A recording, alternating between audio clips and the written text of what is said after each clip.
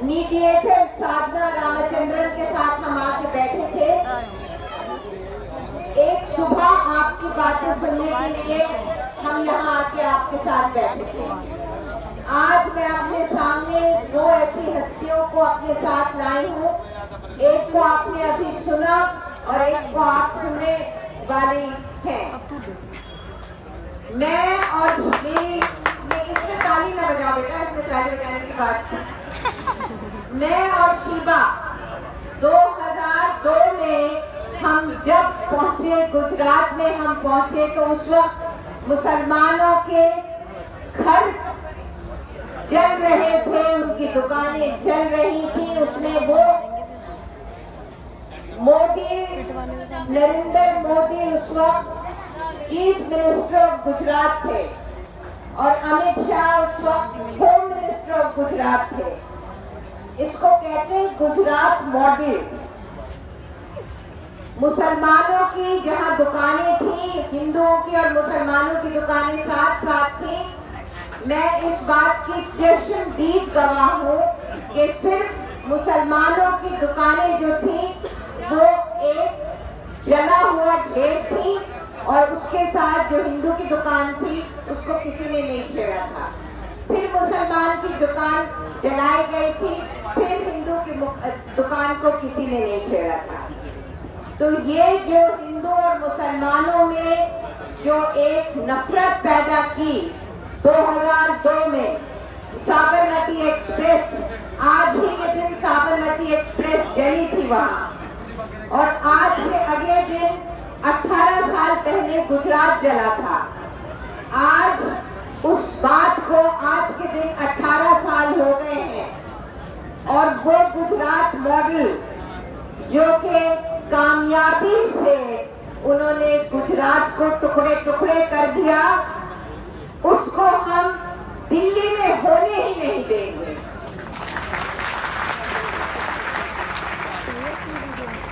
यही model apply करने की कोशिश कर रहे हैं और उसी आप लोगों के यहाँ बैठने से और आप लोगों के संविधान की बात करने के लिए आपके सामने बाबा साहब अम्बेडकर, जवाहरलाल नेहरू, महात्मा गांधी, मौलाना अबुल कलाम आजाद, इनकी तस्वीरें आपके दिल में संविधान की तरफ मोहब्बत और हिंदू मुसलमान दोस्ती का हाथ जो आपने बढ़ाया है होने ही नहीं देंगे। वो गुजरात में हुआ। गुजरात के बाद हमें बरसों गुजर गए, मामूली जिंदगी, मामूल से जिंदगी नहीं आई, रातों की नींदें नहीं हुई, जिंदगी बिल्कुल खत्म हो गई हम सबकी। जिन्होंने देखा कि शाह आलम दरगाह में उन औरतों का क्या हाल था, जिनको इन लोगों ने जदोकोब किया था, और ये सब वही लोग थे कि जिन्होंने गुंडे छोड़े थे। और वो आज हिंदू खड़े हैं, 24 घंटे हिंदू खड़े हैं, नौजवान और नौजवान से लेके उम्र दराज हिंदू और मुसलमान मर्द और औरत खड़े हैं आपको डिफेंड करने के लिए, आपके बारे में चीफ मिनिस्टर से लड़ने के लिए, कॉम्पनसेशन दिलवाने के लिए। आज वो लोग खड़े हैं और आपके असली खैर खां हैं जो लोग आपके लिए खड़े हैं। तो एक बहुत जोरदार तालियां उनके लिए बजाएं।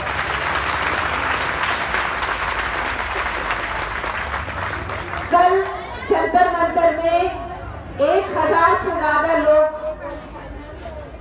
आप लोगों की बात रख के, आज दिल्ली जो जल रही है उसकी बात रख के, जब 1000 लोग खड़े थे, उसमें थोड़े 2-4 लीडर भी थे, उसमें हमने साहिल लुधियानवी साहब की ये लाइनें पढ़ी कि ए रहबरे मुल्को कौन बता, ए रहबरे मुल्को कौन बता, ये किसका लहू है, कौन मरा। ये जलते हुए घर किसके हैं, ये जलते हुए घर किसके हैं, ये कटते हुए सर किसके हैं, ये जलते हुए घर किसके हैं, ये कटते हुए सर किसके हैं, ये बर्बाद गुलशन किसके हैं। कुछ हम भी सुने, हमको भी सुना, ऐ रहबरे मुल्क को कौन बता, ये किसका लहू है, कौन मरा। ये सवाल उठाया गया है उन रहबराने कौम के, और वो रहबराने कौम अब नींद से जागे हैं। अब वो रहबराने कौम जिसको हमने भर भर के वोट दिए, मैं आप ही के पड़ोसन हूँ, मैं आप ही के एरिया में रहती हूँ, अब वो नींद से जागे हैं, अब वो भाग रहे हैं मौजपुर और जहाँ जहाँ दंगे हो रहे, करावल नगर और मौजपुर और जहाँ निजामुद्दीन जैसी जगह में भी ये चल रहा है ये थ्रेटनिंग, अब उन लोगों को नींद से जाग आई है। तो मेरी प्यारे दोस्तों, मेरी प्यारी बच्चियों, मैं आखिर में बस ये कहना चाहती हूँ कि हम आपके साथ हैं, हमारा दिल और जान से हम हाजिर हैं। हम नहीं चाहते कि ये जो वीडियो वायरल होते आप देख रहे हैं उनमें क्या सच्चाई है क्या नहीं है। ये तो अब हम पता कर रहे हैं कि ये वायरल वीडियो जिससे सबके दिल धड़क रहे हैं, ये क्या है, ये जीडी गोयनका स्कूल क्या है जहाँ लोग जमा हो रहे हैं 1 मार्च को। ये इन सब बातों की तस्दीक कर रहे हैं, मगर हम कभी नहीं चाहेंगे कि किसी एक बच्ची पे, किसी एक बुजुर्ग पे, किसी एक बहन पे, किसी एक बेटी पे इतनी सी भी आँच आए।